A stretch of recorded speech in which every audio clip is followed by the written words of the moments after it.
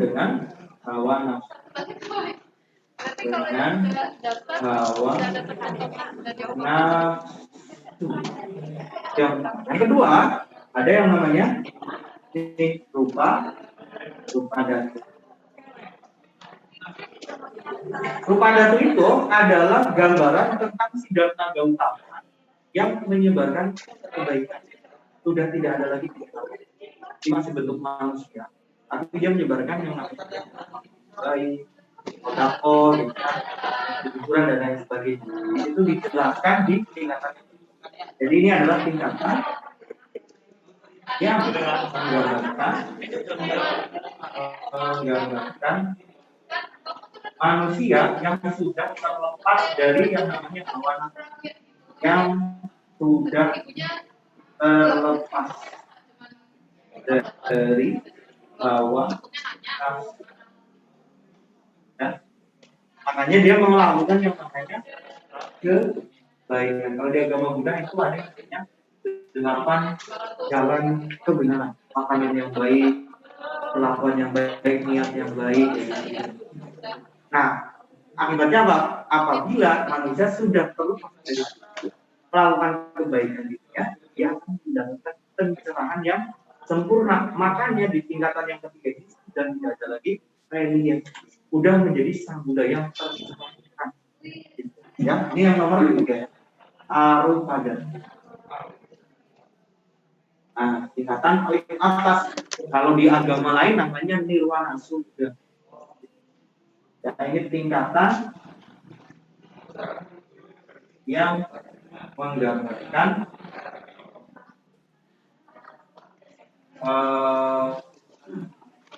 pencerahan yang sempurna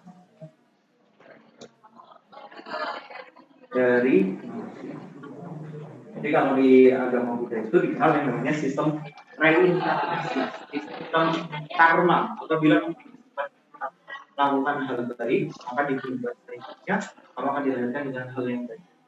Hal baik, tapi kalian masih menerapkan hawa nafsu kalian, masih pakai cinta gitu. Jadi kalau di dunia ini kalian masih ada rasa cinta, kalian akan dilahirkan secara terus-menerus. Itu namanya samsara atau penderitaan hidup di dunia. Jadi kalau kalian pengen terlepas dari yang namanya kehidupan duniawi, kalian bisa pengen. Kalau enggak ya kalian akan terus dilahirkan bersama seumur adanya di dunia ini. Oke, berarti jawaban nomor 5 apa? Ya. Oke, lanjut ke nomor 5. Di nomor 6 ini yang ditanya apa? Proto Melayu dianggap sebagai nenek moyang bangsa Indonesia yang berasal dari Cina bagian selatan yang mengalami migrasi sekitar 1.500 sebelum Masehi. Pendapat ini didasarkan pada apa? Peninggalan budaya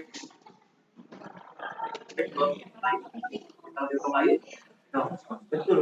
Jadi ini maksudnya ke asal usul nenek moyang bangsa Indonesia. Asal usul nenek moyang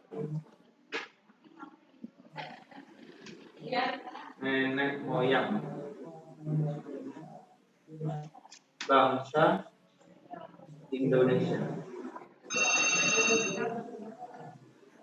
Ini termasuk ke dalam yang namanya teori Yunan.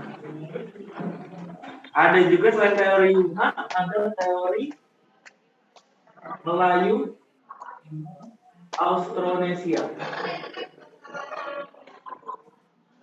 Selain Melayu Austronesia, ada juga teori Nusantara. Nah, dasarnya apa gitu kan? Kalau teori Yunan dasarnya kan peninggalan.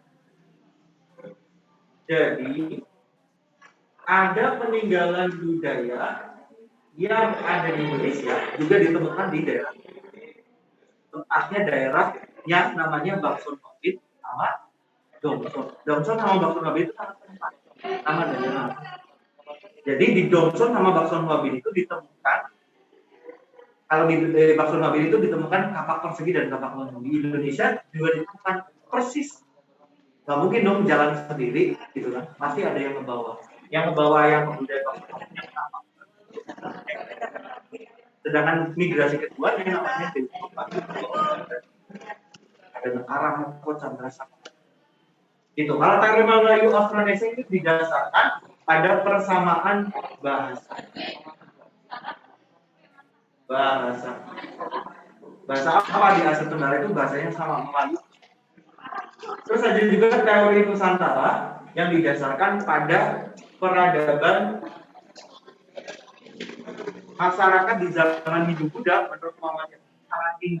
Nah, Muhammad Yamin itu nasionalis orangnya, jadi dia maunya ya orang Indonesia asalnya dari diri, migrasi dari luar. Nah, ini peradaban menurut Muhammad Yamin, peradaban Indonesia pada masa Hindu Buddha. Dan teorinya kalau suatu peradaban tinggi berarti berasal dari peradaban baik. Peradaban Hindu Buddha memiliki tingkat peradaban yang tinggi.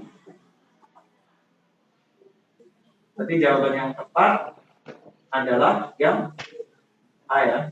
Jadi didasarkan dari peninggalan budaya yang tadi contohnya adalah ada dua ya, Islam, Wahid, sama satu lagi ada Dong. Kemudian ada satu lagi yang harus kalian tahu di bersamaan Bakson Babin namanya ada Sahyun Kalanai. Nah, ini nama tempat juga dan juga ada di Indonesia namanya Keberagaman. Piring dari Tanah Liat, Kendil. Nah, itu asal muasalnya dari Sahyun Kalanai. Di bawah. Gitu ya. Oke, berarti nomor 6 jawabannya yang option A. Oke. Lanjut kita ke nomor 7.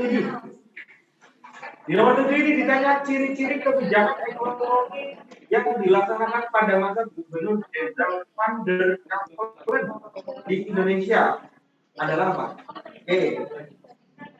Pintu terbuka apa bukan? Ini adalah masa periode setelah ditandatangannya Konvensi London tahun 18. Konvensi London itu membuat Indonesia jadi kembalikan ke Belanda lagi. Ini disebut dengan pendudukan Belanda. Pendudukan Belanda yang langsung dari tahun berapa ya tadi? Tahun 1814. Sebenarnya ditandatangani 1814, tapi nanti diserahkan ke Belandanya 2 tahun dari masa transisi. 1816 sampai 1942. Oke. Nah, pendudukan Belanda ini untuk memperjuangkan panjang banget dibagi jadi 4 periode. Periode pertama namanya periode liberal pada dari tahun 1814 hingga 1830. Periode kedua dengan periode kultur Stansel atau tanam paktanya Van der Bos ya, tanam pakta. Ini 1830 apa sampai baru yang ketiga ada itu terbuka. Sebenarnya liberal ini diterapkan di sini. Pintu terbuka. Ini dari tahun 1870 dan 1900. Dalam 1900 muncul Van der Venter yang menggagas Trias Van der Venter. Jadi politik. Ini 1900 sampai 1900. Yang ditanya, ciri kebijakannya Van der Venter itu apa? Van der Kapellen. Ini di sini ada dua gubernur jenderal sebenarnya Van der Kapellen sama Van der Kapellen dan begitu. Pada masa Van der Kapellen memimpin, itu terjadi banyak pemberontakan. Ada pemberontakan di Kongo, ada pemberontakan Patih Timura di Maluku, ada pemberontakan Imam Bonjol di Sumatera Barat. Makanya keuangan Belanda itu tidak stabil gara-gara adanya terjadi pemberontakan. Makanya kemudian Vanderkapelen mempunyai tugas utama untuk mengisi kas negara Belanda yang kosong akibat perang lokal. Oleh karena itu, Vanderkapelen itu menerapkan yang namanya sistem ekonomi liberal di Indonesia. Namun tidak dibarengi dengan kondisi satu infrastruktur yang baik, dua modal yang banyak, tiga investor yang kurang. Makanya sistem ekonomi liberal pada masa gagal di makanya nanti di sini ada Van der Bos yang kemudian mengubah sistem liberal ke sistem konservatif yang tadinya dikuasai sama pengusaha swasta, karena pengusaha swastanya nggak berhasil, jadi diambil alih sama negara semua, dan namanya kebijakan kultur Van der Bos. Nah, kalau misalnya di sini ciri-ciri kebijakan yang dilaksanakan pada masa kepemimpinan kalau ya bukannya pasti yang swasta. Namun di sini pengusaha swastanya belum punya modal yang cukup. Gagal nih, karena gagal diterapkan utang luar kultur itu berhasil mengisi kas negara Belanda yang tadinya kosong plus jadi banyak. Selama 40 tahun. Namun kemudian orang-orang liberal ini yang tadinya cukup kismin ya, menengah ke bawah, karena adanya tanah pasar ini jadi banyak. Jadi untuk orang-orang biasanya orang kaya, biasanya orang kaya. Akhirnya dia bikin orang-orang liberal ini bikin partai liberal, dan partai liberal ini kebetulan menang gitu tahun 1840, kemudian melakukan yang namanya amandemen terhadap konstitusi mereka sehingga kemudian balik lagi si liberal ini diterapkan. Tapi pada saat politik kan sudah beda dengan si, karena di sini ada yang namanya jaminan hukum, dan makanya di politik ada garis, ada garis garis. Nah, itu kayaknya investor masuk ke Indonesia banyak banget, gitu kan? Akhirnya yang umum mereka yang namun di sini kemudian muncul yang namanya politik etis, keinginan mereka untuk membalas ya, walaupun pada pelaksanaannya juga menyimpang ya. Namanya adalah Van der ya, Van der ini kemudian menggagas politik etis di bidang pendidikan, edukasi, irigasi pengairan, dan irigasi perkebunan. Ini pendudukan negara yang terbuka. Ini intinya pemerintahan Belanda mencoba untuk mengeksploitasi kekayaan alam dan sumber daya alam. Berarti untuk nomor 7 jawabannya apa? Mana? Oke, silakan mungkin ada yang mau foto sebelum kakak hapus. Kakak foto dulu juga biar jelas, nanti biar kakak bisa kirim.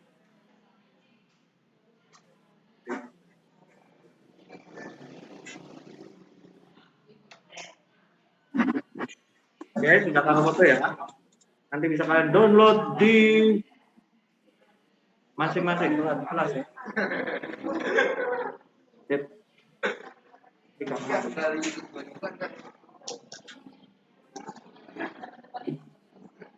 santai aja ya, kalau baru mengerti. Kalau bisa kan luar ya.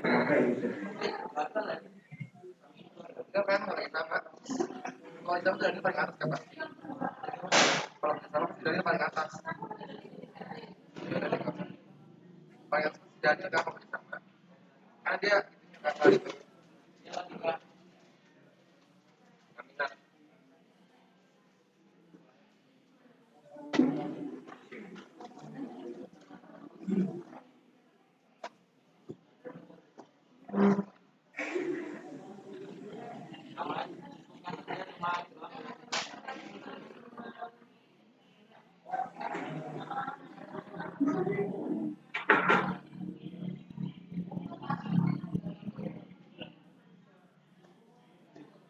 Oke, kita lanjut ke nomor 8. Yang ditanya di nomor 8 adalah pada tahun 1817 Belanda mengadakan perjanjian dengan Kesultanan Banjar yang berisi tentang beberapa wilayah saja kepada Belanda. Berikut ini yang merupakan wilayah yang dikuasai oleh Belanda dalam perjanjian tersebut. Nama perjanjiannya adalah Perjanjian Banjar. Di Pratewa ada tokoh namanya Pangeran Antasari ya. Ini adalah tokoh yang memimpin perlawanan Banjar melawan Belanda. Itu terjadi setelah konflik perang Banjar. Jadi namanya Perjanjian Banjar. Disertai oleh Belanda dan General.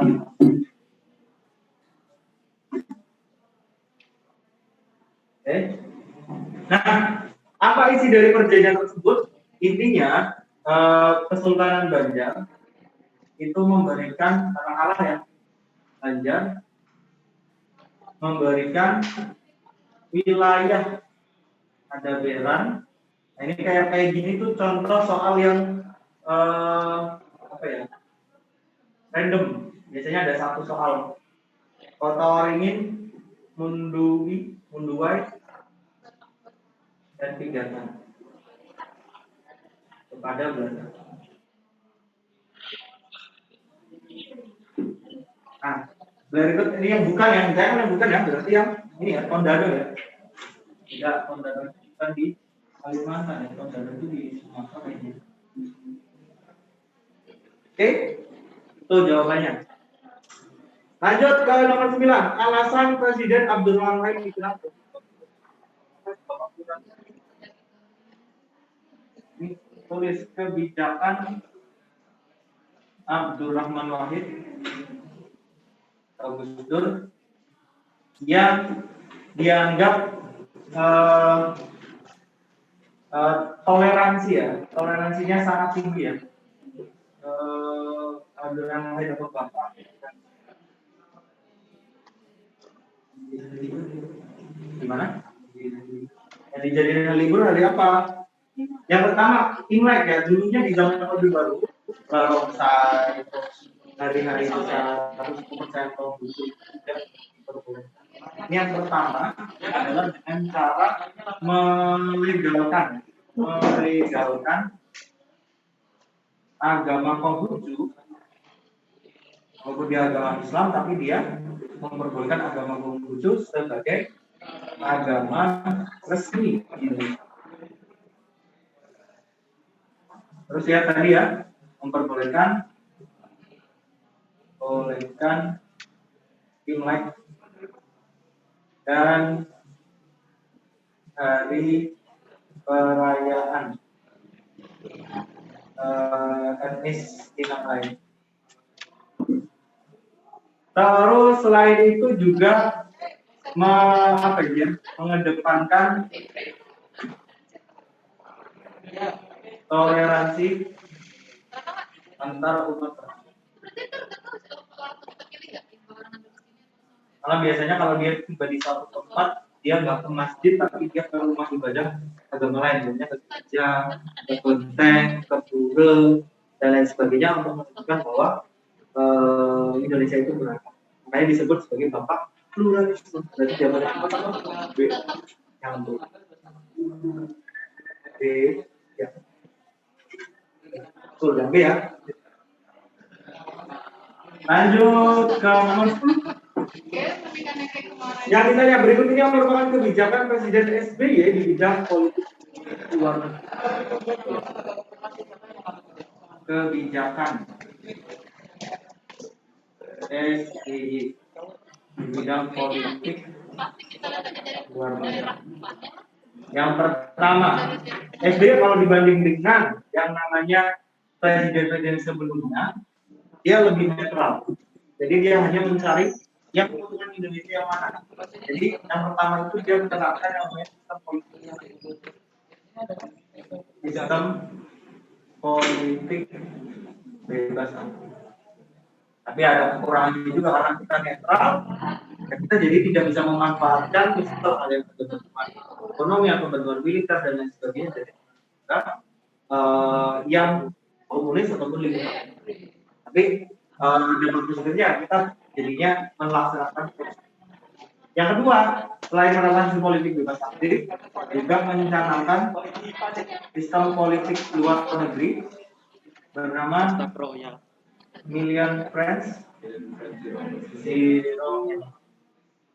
Dia nggak mau nyari musuh, tapi mau cari teman sebanyak-banyaknya. Jadinya ini. Juga selain itu, pas zaman SBY juga pernah melaksanakan yang namanya konferensi tingkat tinggi APEC di Jakarta dan Bali. Nah, berarti jawabannya apa? Nah, yang D ya, Bagas. Kalau yang A, siapa? Mengakhiri kerjasama dengan IMF dalam Megawati. Kalau yang B, apa? Kalau memberikan bantuan langsung tunai, SBY juga ada kan KTT ke-10 belakang yang merubah tujuan GEB yang tadinya dia menandakan vaksin untuk melakukan kerjasama Jakarta Business. Lanjut ya, nomor 11. Pada tahun 1998 yang dilakukan untuk apa? Oke, gerakan ini dipelopori oleh seorang tokoh bernama Alexander Dubček. Musim semi Praha. Alexander Dubček.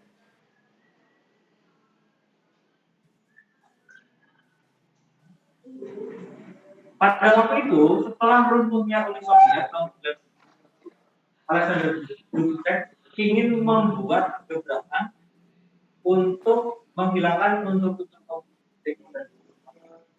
Karena menurut Alexander Dubček, komunis sudah tidak relevan lagi setelah runtuhnya.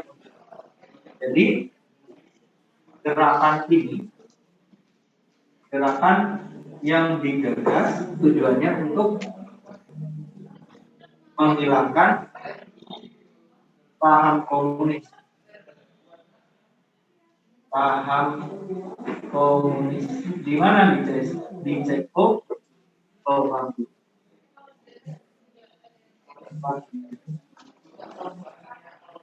Setelah runtuhnya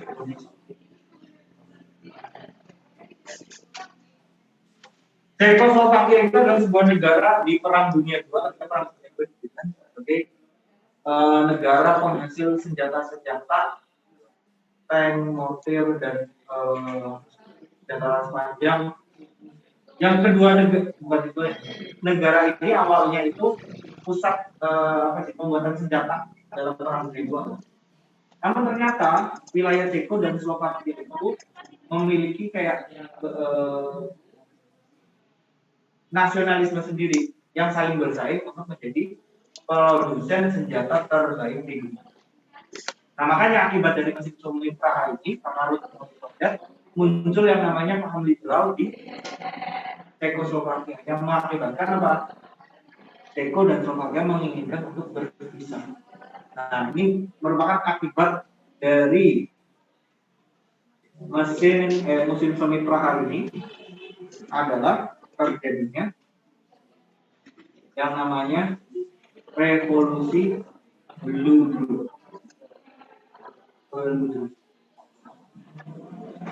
Karena adanya paham liberalisme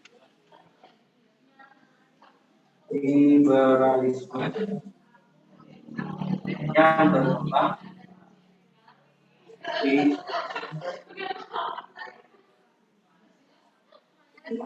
akibat dari revolusi Blue ini adalah terpisahnya yang membuat terpisahnya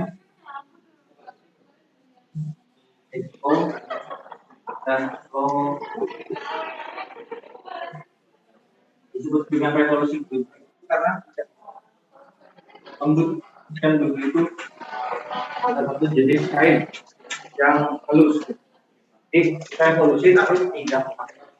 Jadi jawaban yang tepat nomor 11 adalah yang B ya, membebaskan silakan dari ke nomor 12. Yang ditanya di nomor 12 ini adalah perang Vietnam. Berakhir dengan kemenangan Vietnam Utara yang berhasil mengalahkan Amerika Serikat dan Vietnam Selatan. Dalam perang tersebut, pihak Vietnam Utara menggunakan daun truk, yaitu apa? Nah, ini biasanya dipakai oleh negara karena manusia itu dianggap sebagai alat perang, bukan sebagai manusia, tapi dianggap sebagai ya alat yang bisa digunakan. Ini namanya operasi militer daun truk dalam perang Vietnam.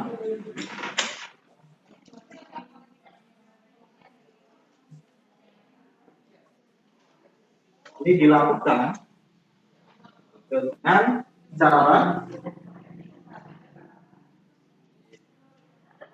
menggunakan masyarakat sipil dan tentara sebagai alat perang.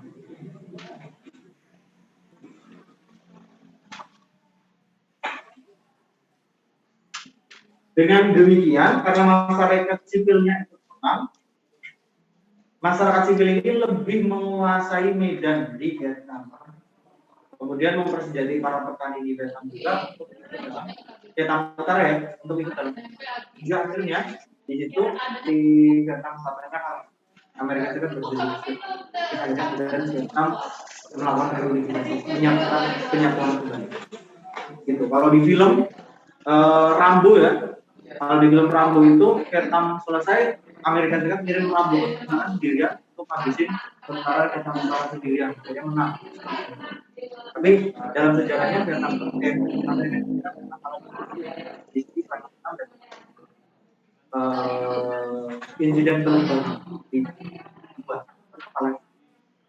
Oke ya, tadi nomor 12 jawabannya apa? Yang option? Iya. Lanjut ke nomor 13. Pada masa pendudukan Jepang bersama dengan Indonesia yakni SD 6 tahun, SMP 3 tahun, SMA 3 tahun itu adalah sistem peninggalan Belanda. Nah, sistem SD SMP ya, sistem pendidikan berjenjang.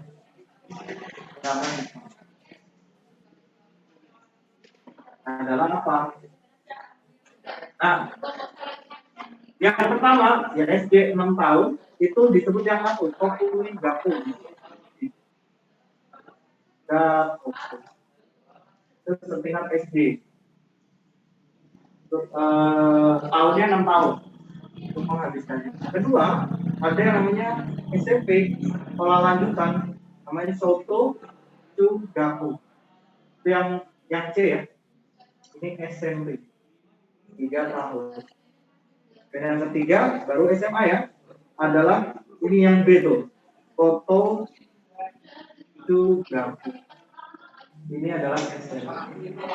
Yang ditanya adalah sekolah lanjutan. Dulu bukan namanya SMP, sekolah lanjutan atas. Ini sebelum dirubah jadi. Yang ditanya di sini adalah apa? Lanjutan setelah dia lulus dari sekolah lanjutan, sekolah SD ke SMA. Berarti jawabannya apa? Itu berapa? Jadi kalian perhatikan dari sekolah lanjutan doang. Tapi di sini adalah setelah yang namanya SMP. Berarti ya. Jadi jawabannya apa? B. Yo, nomor 14. Yang ditanya di sini adalah penjelasan Samudra Belanda berkorban juga di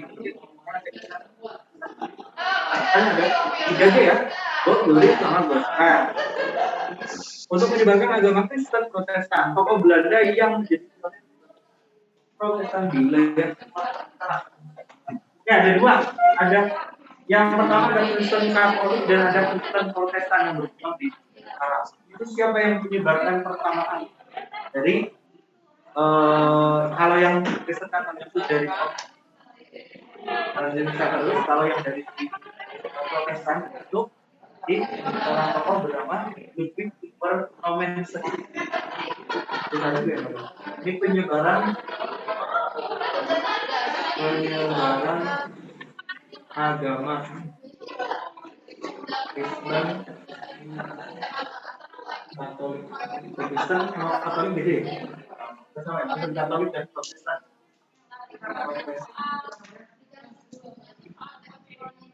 Nah, kalau yang Katolik tadi ya, awal masalahnya itu dari Portugis. Kalau Protestan itu awal masalahnya dari Belanda. Portugis, Franciscus Xaverius.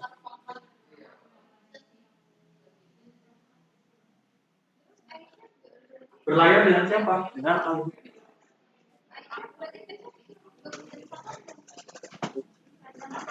Sedangkan kalau dari yang Protestan ini dari Belanda yang dipimpin oleh si tadi ya Ludwig Tieper Romansen. Berlayar dengan Cornelis II. Paham ya? Oke, nomor 14 beri jawabannya apa? Oke. Oke. Lanjut ke nomor 15. Yang ditanya. Di sini gerakan Renaissance. Renaissance adalah gerakan kelahiran kembali peradaban Yunani dan Romawi di Eropa yang lahir di Italia pada abad ke-14. Italia digagas oleh banyak tokoh yang membuat karya sastra, lukisan maupun patung dengan pemikiran-pemikiran baru. Salah satu karya lapar pada periode tersebut namanya adalah apa? Nah itu kalau Rafael, karya seniman Rafael, itu dia lebih ke sekolah sih, sekolah seniman ya. Ada.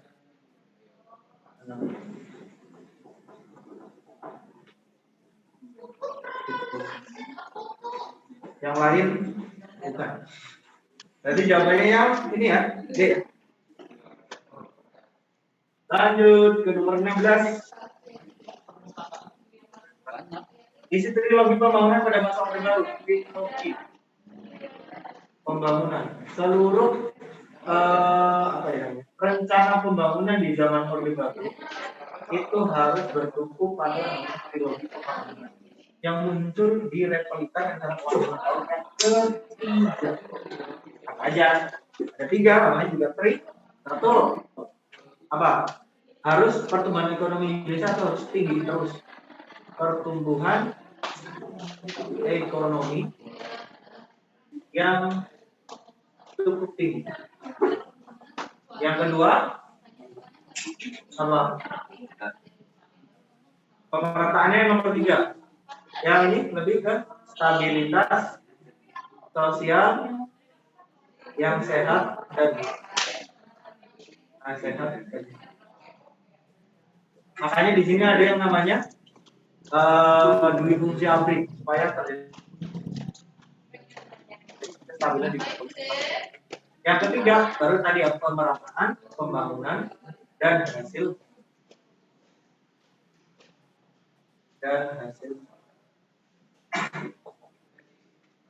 yang bisa keluar trilogi, Tritura, Dwi Kora, Dwi Dharma,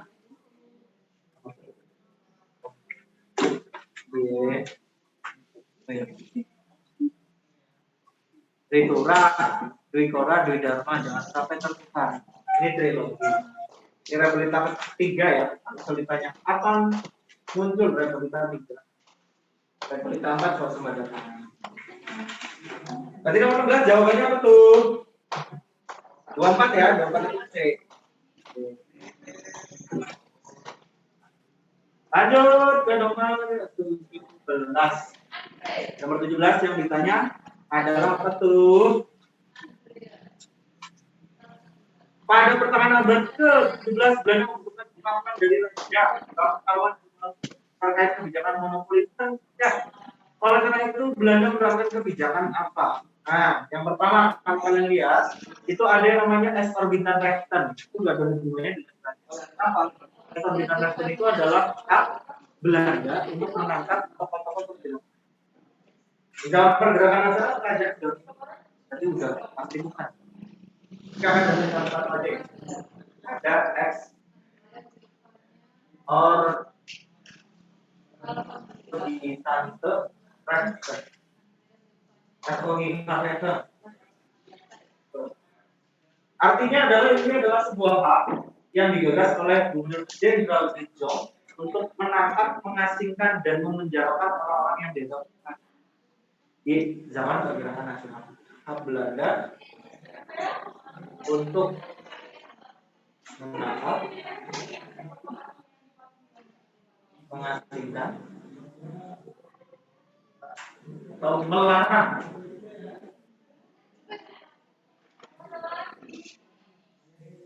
orang-orang yang dianggap radikal. Nah, radikal ini terbagi dalam tiga hak. Hak apa? Hak untuk menangkap. Itu disebut dengan hak internering.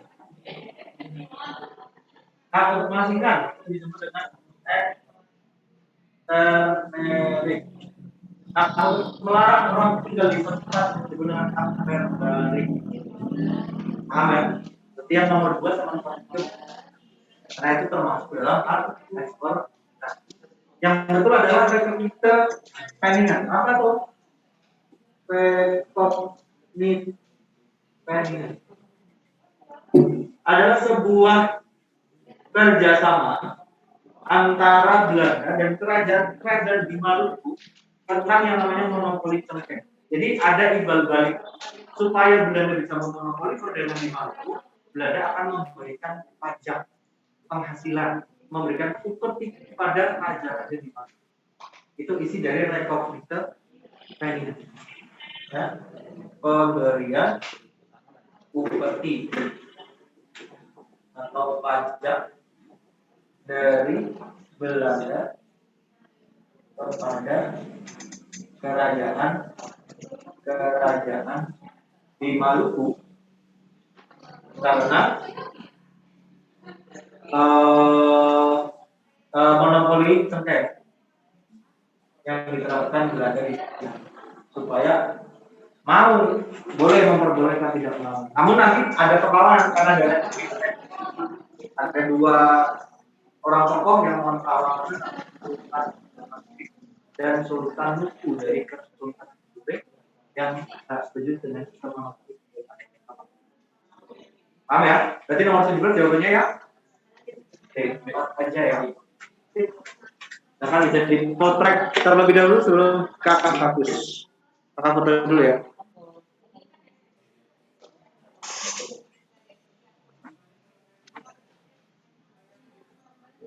Oke.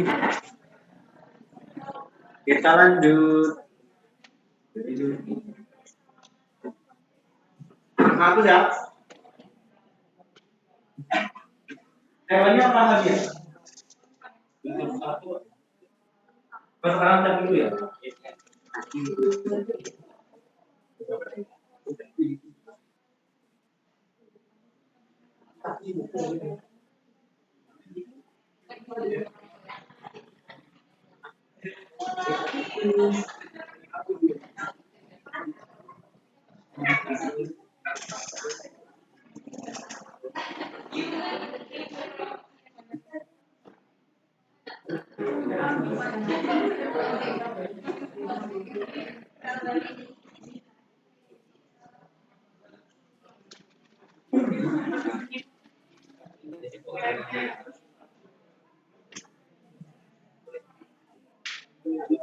Oke.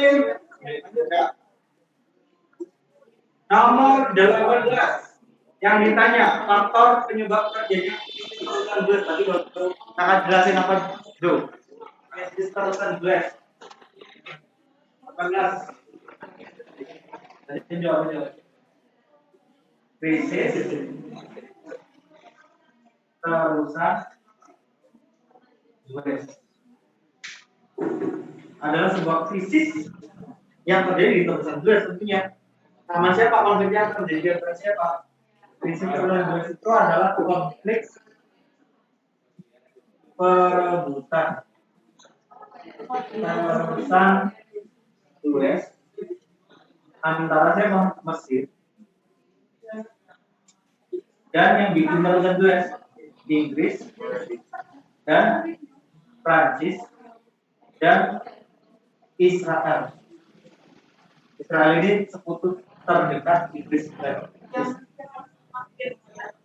Nah, betul, nanti ada perjanjian namanya Camp David yang intinya pokoknya Mesir harus ngakuin Israel. Tapi kalau feedbacknya bekerja, terus akan dilakukan apa? Dijual sahamnya ke Mesir. Terus Andres masih ingat di mana ya? Ya, yang ini ya. Ya, di sini lah ya. Enggak kerja Eropa. Nah, terus Andres itu di sini nih. Gitu. Di Laut Merah dari Eropa ke Laut Merah. Kan tadinya mereka lewat sini. Nah, ini di Sodet di jalan pintas ya. Wilayahnya ada di Mesir. Terus Andres itu adalah sebuah sungai dan sungai ya di sungai juga untuk dilalui kapal-kapal besar yang berdagang ke dunia timur dari Eropa yang memotong daripada yang lewat lebih cepat lewat sini. Di wilayah mana? Di wilayahnya Mesir. Tapi yang bikin Prancis dan Inggris sahamnya dimiliki sama mereka. Di zaman Gamal Abdul Nasser, sekarang harus dilakukan nasionalisme. Jadi Gamal Abdul Nasser itu kenapa sahabat internasional orang di perusahaan-perusahaan asing yang ada di Indonesia harus dinasional. Walaupun yang bikin mereka mau dari mereka ya, pokoknya karena dulu ada di sini dan kita harus memiliki. Jadi itu bukan orang bisa yang kalah siapa ya? Kalah Mesir. Hanya Mesir itu nanti mengakui Israel sebagai satu negara, namun timbal baliknya tulisan jelas nanti bakal sahamnya itu dikonvertir dalam jangka waktu tertentu. Tapi ya sama aja, cuma ada seperti itu. Tapi sekarang kalau tulisan sendiri sudah menjadi perairan internasional itu tidak boleh ada siapapun di dunia ini yang boleh menutup terbang. Iya, jalan tengahnya itu dijadiin internasional aja, gitu. Biar aman mereka. Untung ya tetap mereka.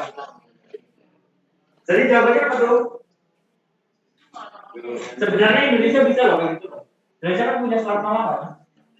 Nah, ini tutup aja udah bingung mereka. Tapi kan Indonesia agak berat. Nah, di tahun 95, 98 kan gampang. Bagi Eropa, Amerika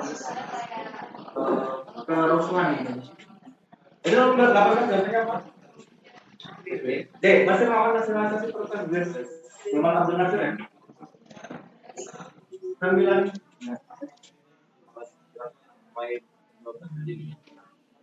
Oh iya, perang terus 2. Perang terus sebenarnya ada 3, tapi yang ketiga itu tidak ada dalam buku sejarah. Karena ada hubungannya dengan Amerika. Jadi kalau perang terus 3 itu disebut ya cuma konflik Timur Tengah. Gitu. Nggak ada namanya. Nah, konflik atau perang teluk itu dulu 3 kali ya, tapi kalau di buku sejarah kan 2. Yang perang teluk 1 Irak sama Iran ya. Perang teluk 1 versus yang perang teluk 2 Irak dan Kuwait. Irak dan Kuwait ini hubungannya sama Irak semua. Ini yang ketiga Irak. Nah, yang ketiga Irak sama Amerika. Masalahnya sama, perebutan ladang minyak. Kuwait. Nah, yang kita di sini adalah sebabnya. Kalau perang teluk 1 itu kalian bisa lihat satu perebutan ladang minyak antara Iran dan perang teluk kedua ya, Rumeila dan penolakan Kuwait untuk memberikan Pulau Bukia. Itu yang nomor 1 dan 2. dan 3. Yang kalau kurang keduanya 2 dan 4. Terus sebabnya. Tapi sebenarnya ada banyak orang itu sebenarnya Irak sama Iran lain. Koalisi yang pertama karena Iran itu melakukan revolusi yang dilakukan oleh Imam Khomeini yang kemudian buat banyak konstitusi. Nah, Irak takut karena banyak yang studi di sini takut kalau revolusi Iran juga terjadi perang. Tambah lagi perbuatan lada minyak serta merah. Terus itu sampingnya negara Eropa. Karena 3 negara ini adalah negara ekspor di dunia. Yang kedua, perang kedua, Irak dan Kuwait. Sebenarnya pada awalnya Amerika Serikat diperang Kuwait, Irak. Tiba-tiba Irak kemudian yang kemudian Amerika Serikat menganggap kemudian bisa mempunyai senjata pemusnahan. Makanya dia menjadi AWP Irak gitu kan, melawan pencarian senjata pemusnah massal, banyak yang mati itu, kabarnya ternyata nggak ada. Dan di sana nggak ada, gitu. Kan aneh gitu kan, padahal informasinya kan udah asal. Yang pada akhirnya ternyata ada minyak di sana sekarang jadi intinya itu cara AS untuk menguasai ladang minyak dan stok minyak baik dan oke, berarti nomor 19 jawabannya Pak. 1 dan 3 ya. B ya. Terakhir nomor 20 untuk TO yang keempat sebelum kita lanjut ke TO. Manfaat diselenggarakannya KKN di Bandung pada saat 1994. Jadi ada manfaat penting atau dampak KA bagi karena pada waktu itu kita sedang berjuang untuk mendapatkan pilihan barat yang hanya Alisa Pramigari 1 meminta dukungan peserta keamanan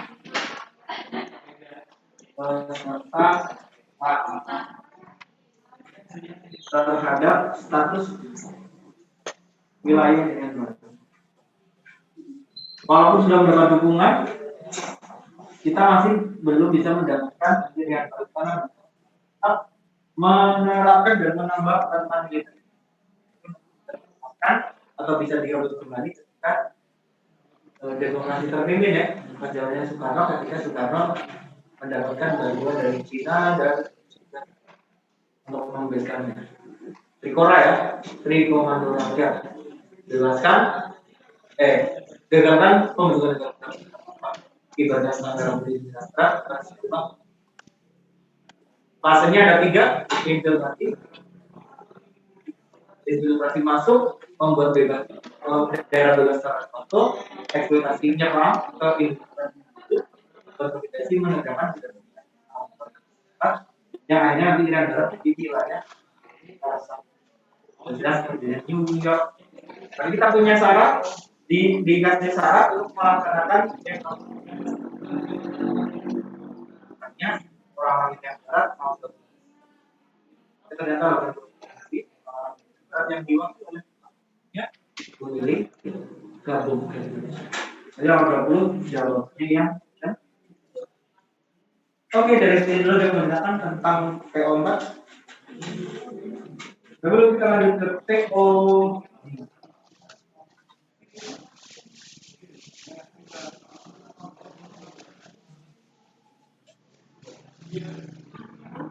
Belum? Kita langsung nomor 1 di TO. Gimana ya? TO di 1.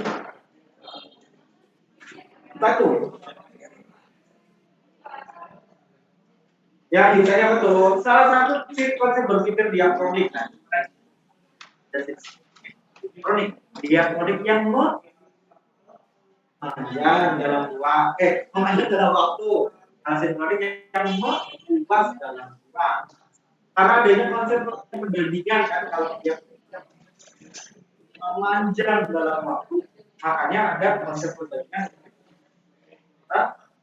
dengan perbandingan sejarah yang lain. Yang ditanya di sini, oleh sifat tersebut kita dapat mempelajari suatu sejarah dengan apa yang berpikir di manfaat ya. Manfaat sosial.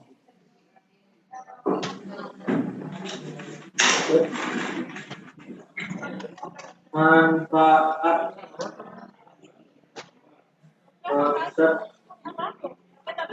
berpikir.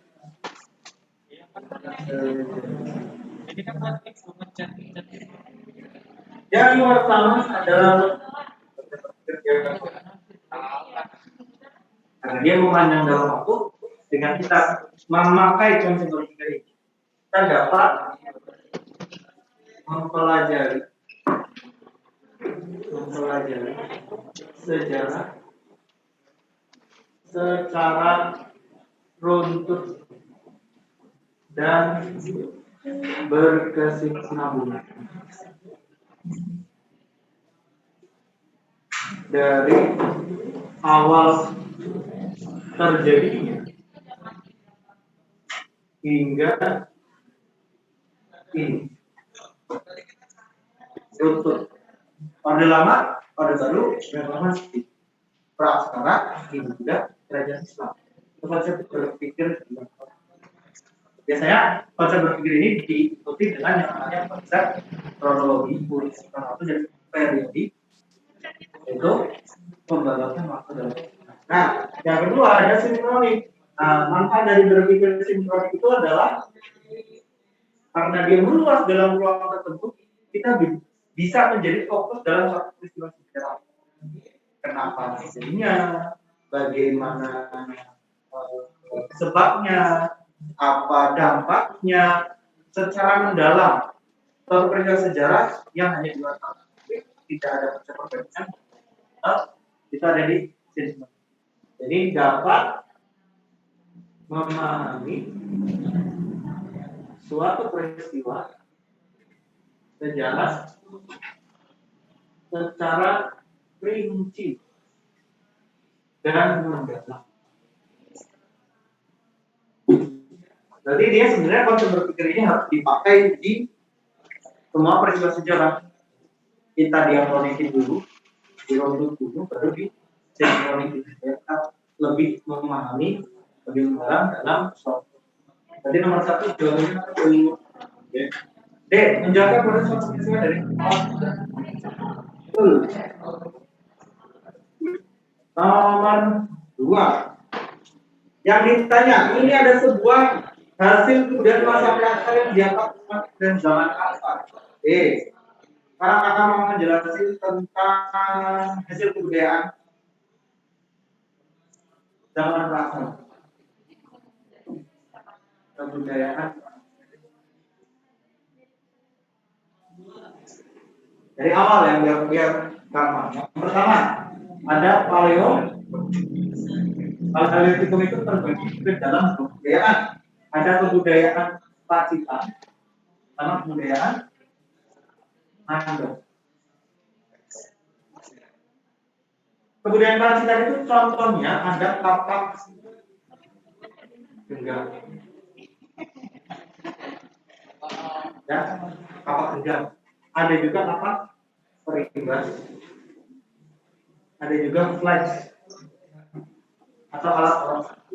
Kalau mandong lebih ke alat-alat ya dari tulang. Kita kapak panah, pisau dari tulang, dari tanduk. Ya? Makanya batu tua. Kemudian setelah batu tua ini, batu yang sederhana tapi masih sederhana. Jadi kayak tengah-tengah yang disebut dengan zaman batu madi atau zaman batu. Zaman Mesolitikum. Kebudayaan ada yang namanya hijaukan, abris, terus road. Sejak modern sampah dapur boleh terang, gimana? Di lantai. Kalau abris sosok di dalam gua kan pasti ada banyak bentuknya. Ini dibagi jadi yang namanya 3 hal. Kemudian ada yang namanya kemudian fable, culture, ada flex culture, ada juga bond,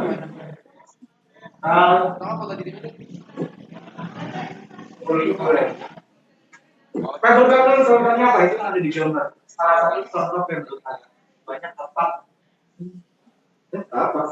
Namanya kapak semua dulu. Kapak ini. Kayak buat ini. Iya, buat sekarang ulekan. Namanya buat ulekan dulu untuk mengikat makanan.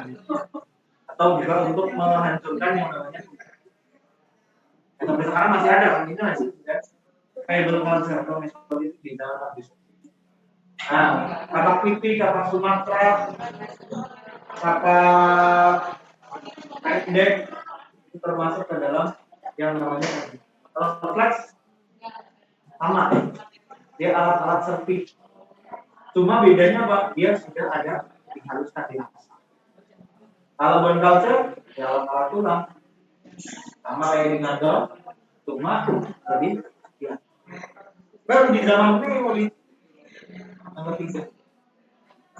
Neolitikum itu adalah zaman ketika kita sudah bercocok tanam. Ada dua kebudayaan namanya tapak, kemudian tapak persegi. Nah, tapak persegi sama tapak lonjong ini sama barang impor. Namanya bakso Nabi.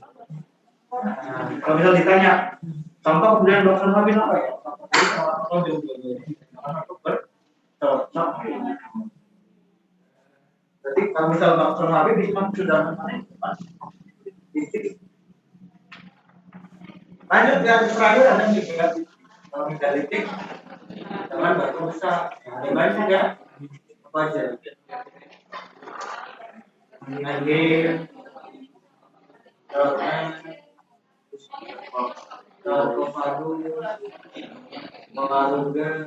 terus ada Runda, ada Linda.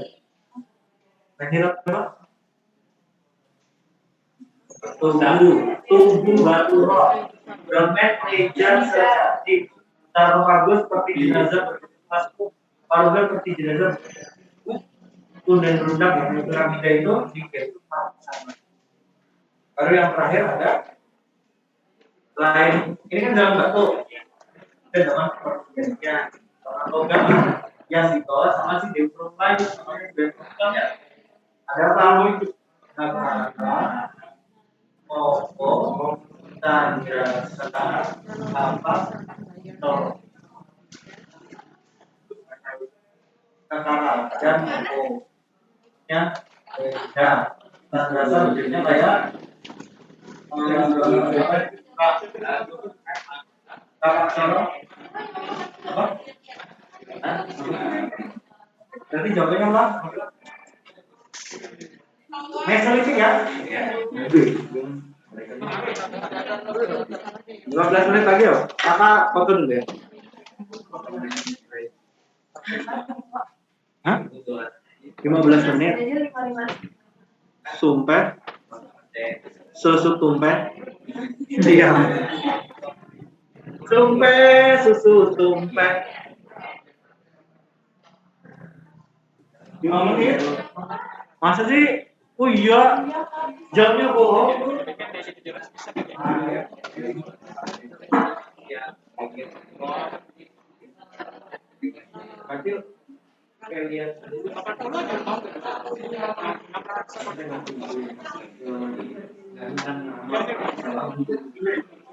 Kalau dulu iklim dari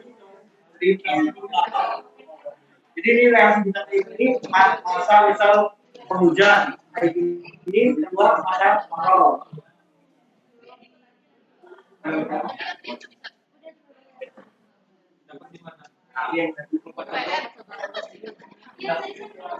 Nah, iya lagi itu.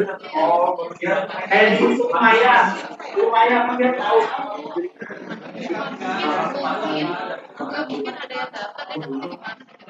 Orang dimakan jantungnya kayak gitu kan. Terus kemudian pura-pura habis itu terjadi matahari terbuka apa ini kalau nggak ada mataharinya bakal dimakan terus. Makanya kemudian ya kayak gitulah di perpaduan antara dukun dan penipuan. Penipu dari zaman dulu nggak ada. Orang pintar itu kan dulu orang sebagai penipuan. Gimana itu? Oke, ini kemarin di Pratera ada dari Dinasti Sanjaya terletak di wilayah Jawa bagian selatan dan di sini dia toleransi, easy ya, yang C ya. Berarti itu kalau bilang itu kompleks di belakang kasih Prabada itu ada yang ceritanya namanya Bandung Budung. Ratunya Ratu Boko di sana. Oh iya. Itu Ratu Boko punya anak yang di anaknya Roro Jomblang mau di namun di dalam satu malam 1999 ketahuan waduh ini saya menikah sama dia ini dibangun ayam-ayamnya pokok mainnya juga mirip cerita ini ya mirip cerita sama yang juga kan itu paling cuma diganti aja tokohnya gitu biar percaya aja. Oh yang pertama lanjut tuh sumber sejarah pendukung yang merupakan kerajaan pertama tadi ada kronik Marco Polo kronik dinasti Italia selain kerajaan menjelaskan kerajaan. Nah berarti jawabannya yang C ya Marco Polo. Jadi kita lanjutin aja ya. Nah ini nomor 5 sebenarnya jawab apa yang ada di sana. Nah karena di dunia penangkapan biologi kalau yang punya kelas pneumatik itu namanya sejarah subjektif. Ini di sana dua-duanya ada kelas pneumatik ada yang dari tapi peristiwanya sama. Ya perbedaannya penangkapan gue melawan lari ditangkap tapi kalau dari penyerahan seolah-olah iya seolah-olah itu si lawan lagi tercerah ya. Nomor 6 program undang-undang agraria di politik pintu terbuka ya dalam sistem Kanawasa memiliki persamaan yaitu dua-duanya apa yang dieksploitasi adalah sumber daya alam dan sumber daya manusia. Kita lanjut dulu nih nomor 6 ya. Nomor 7 buku yang ditulis oleh Sakpras Pandupute di Indonesia pada masa politik. Regulasi sebenarnya Jawa itu lebih apa namanya tuh pabrik-pabrik gula dan perkebunan tebu. 8 berikut ini yang bukan program politik yang bukan ya satunya yang iya ya satu iya coy self help pemerintah nasional non kooperatif swadaya ya swadaya itu mandiri berdikari berarti yang baik iya benar ini berarti yang jawabannya bahasa besar itu menolong diri sendiri betul. Nanti yang ya. 9 dalam sejarah Cina dikenal Wuchangde, istilah yang yaitu ini pertama berdirinya KCC yang dimulai persulitan. Revolusi Cina melawan dinasti Manchu. Yang dia pasca perang dunia satu terjadi dengan mulai pada latar belakangnya makanya bukan di tapi adanya periode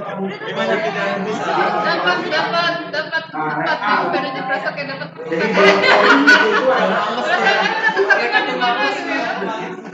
senengnya itu sama ya lecture day itu adalah ketika seperti yang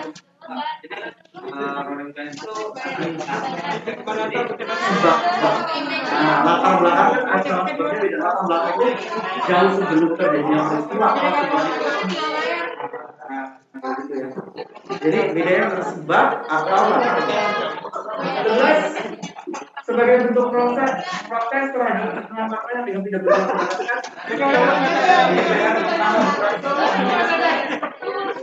Assembly Nasional kan General itu DPR yang penting, sedangkan Assembly Nasional itu adalah sebuah DPR yang dibentuk proses dengan era general.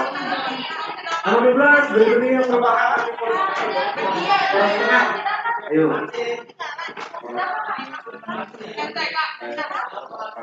Yang bukan ya, Partai Merah Family.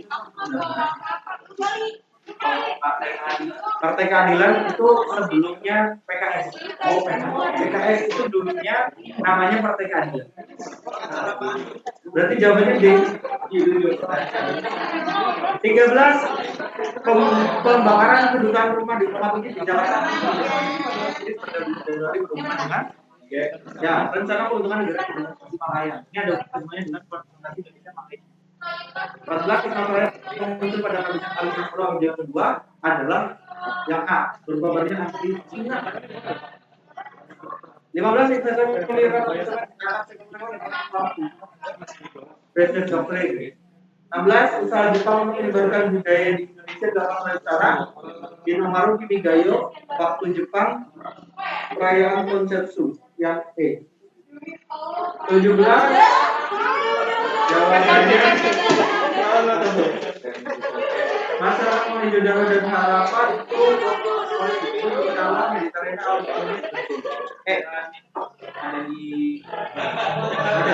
ada semua yang di sana. Sebenarnya kan kalau untuk bangsanya Arya sama Dramida itu semuanya itu kan Jawa sebenarnya 18 pada awal mereka tahap preventif yang dilakukan adalah B.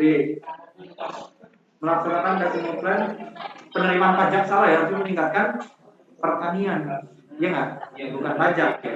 Menerapkan sistem Alibaba dan gerakan benteng itu baru ada di zaman demokrasi liberal, bukan di zaman awal. Jadi 1-3 ya.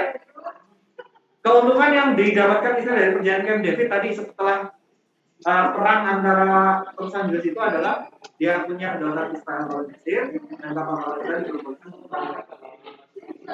karena dia jadi perairan internasional. Jadi 2 dan 4 ya. Kalau yang perlu Akoba sama Semenanjung Cina itu nanti jadi punyanya Mesir. Israel ini kan yang ditanya itu keuntungan Israel ya.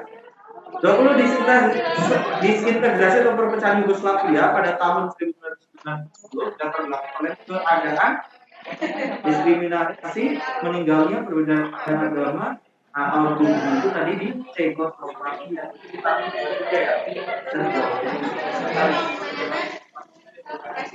Ada bukan revolusi, lebih ke gerakan kalau yang pertama bukan tapi gerakan musim semi perang. Nah itu digunakan untuk menghilangkan kekerasan komunis di setelah revolusi semi perang. Siapa sih namanya Cekoslovakia itu langsung jadi liberal.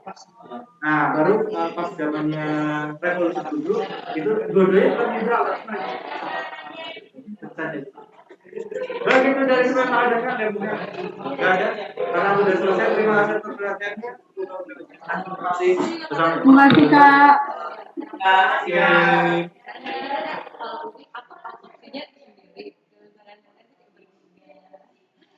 Dia sendiri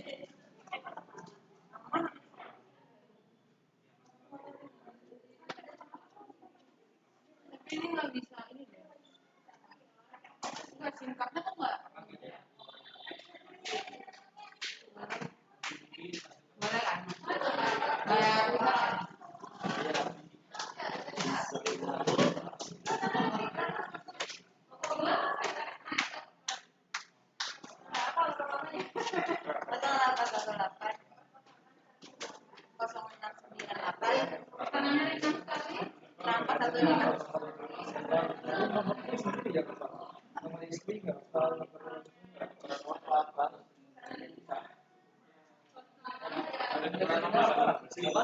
di peran nomor. Tahu? 2023.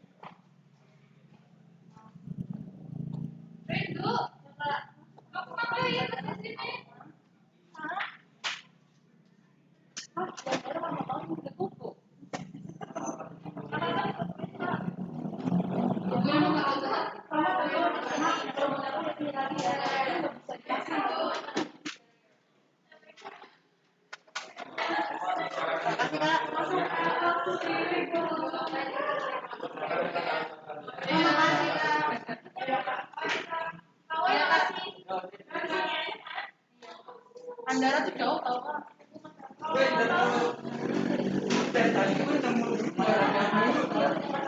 Aku nyari-nyari bentuk.